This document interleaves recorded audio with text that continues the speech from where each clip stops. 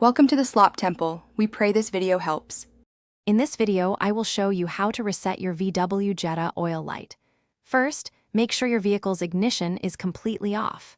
This is a crucial initial step to ensure the process works correctly.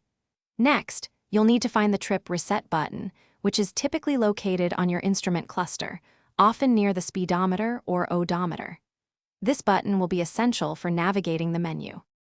With the trip reset button pressed, turn your ignition to the on position, but do not start the engine. You should see the dashboard lights illuminate. Keep holding that button down for about 20 seconds. During this time, the oil service light should begin to flash, indicating that the system is recognizing your input.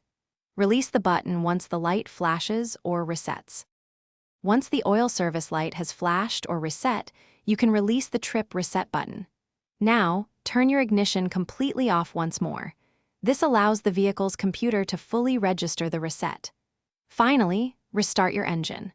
The oil service light should now be off, confirming that the reset procedure was successful and your maintenance reminder is cleared.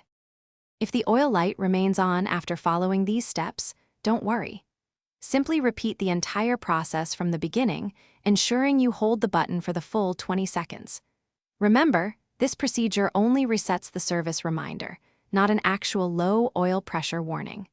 If a red oil pressure light illuminates, seek professional assistance immediately, as it indicates a critical engine problem. Thanks for watching. Consider subscribing if we helped you.